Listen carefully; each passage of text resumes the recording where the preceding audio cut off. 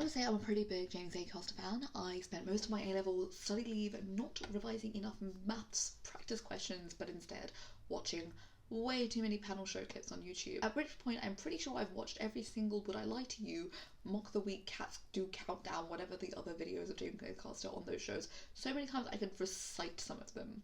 I've really found any which way to procrastinate learning how to do mechanics. Since then, I've become a bigger fan than most, probably not the biggest, but big enough, you know, that I want to read his books, and as a big fan of pretty much all of his work, I wanted to see what they were all about, and find out I did. I started with classic scrapes. Disclaimer, I pretty much knew what all of this book was about because I'd actually listened to the radio show that this was based off of.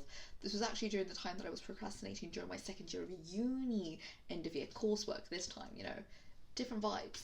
I'm just going to call him James from now on because he's my little parasocial friend, because saying his whole name is just a little bit too long to me. Every time I'm like, James Acaster, I'm like, you know, this is James. Basically, he used to be a recurring guest on Josh Whittaker's radio show, and he used to talk about all the odd things that would happen to him, to the point where they just made a regular segment on the show because they just knew he'd have so many of these wacky stories ready to go. And he basically writes down most of the ones that he shared on the show down in a book. And so if you like the radio show, or just like any story he's ever brought up on a panel show, you'll like this. And it's likely some of those that he's talked about on shows are already in this book, because how many scrapes can one man really have? And he calls it scrapes like he's some like weird jester, which I think is funny. And I'd say that this is his funniest book, so if you listen to him narrate it, it kind of feels like the radio show again, except, you know, no one's bouncing off of him into like conversation. I'd say it's pretty straightforward, with each chapter just being like a new scrape, and they're so ridiculous, I can't really fault this one that much. Like most, my favourite is the cabbaging. I highly recommend watching the radio show version of this story, even if you don't read this book. Basically a version, like a longer version of what he tells on Would I Lie to You. So if you have any interest on the cabbaging, I highly recommend reading this or watching the radio show. He has a tendency to kind of like retell his best stories, but it also made me realise like so many of the stuff that he does on panel shows where he's like talking about things, like he'll like randomly bring up as an anecdote, are like bits he's rehearsed, and I'm like, that's insane, like that's so much prep work. But I guess that's how you become famous. Like, you have to do a panel show to become famous. Like, he might as well have bits ready on the go. In that spirit comes Perfect Sound Whatever. This book follows his quest to prove that 2016 was the best ever year for music, after spending 2017 searching and listening to all sorts of music that was released in 2016. So he goes through and explains each album and like what kind of album it is, kind of like what I do on here, like what I'm doing now, like explaining this book is the kind of way that he would explain each album. But instead of what I'm doing, he did it for like 200 albums over the course of the book. It's interesting, but it does kind of feel like a really long ass music wrap-up video, like music I listened to this year vibes, you know, like the type of shit that like music YouTubers do. He intersects the entire book with like anecdotes from 2017 on what he was doing, how he was feeling, and how that influenced what music he listened to, but also how the music he listened to affected his life. A lot of the anecdotes used in this are also part of his Cold Lasagna I Hate Myself 1999 special, but interjected with the music. Some of those at least feel new. And he also has gone on to release a podcast about the albums he listened to in 2016 with guests, because in true James Acaster fashion, if you can't combine your bits and interests together to create a project that you can make into your job, what other reason is there really to be famous? Both books obviously feel like other pieces of his work, but none of them feel more like that than James Acaster's Guide to Quitting Social Media. It perplexed me at first because why would he write a self-help book?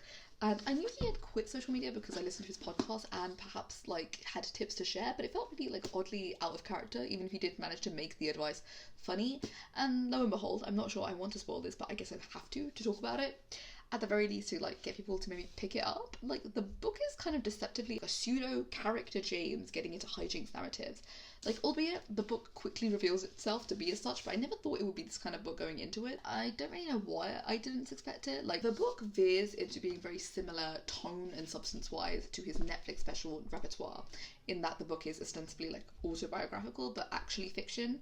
And I think like most other people who have actually read this, that this type of comedy, I have no idea what to call this comedy, like someone better versed in comedy can tell you what it is like this version of comedy is better as stand-up. Like, the book is still however funny, and there were several parts that like made me laugh out loud whilst reading, but I do think the gimmick of it starts grating on you like the longer it goes on. Also, I read the other two books with their audiobooks, and I did it for this one because I just didn't want to buy it.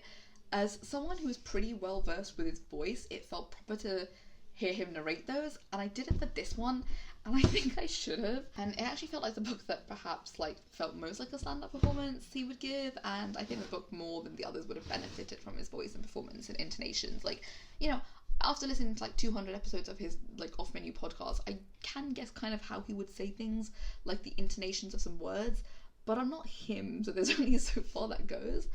The entire book is just very weird, but it's also even more confusing when you realise that he's not a comedian who's ever made one of those like pseudo themselves, not Britcoms, but instead of doing that like every other normal comedian, this is how he kind of channels that like common urge comedians have to like write themselves as a character, but not like a real character in a world that's like theirs but not theirs. But he decided to do it in the most like menace way possible through this book.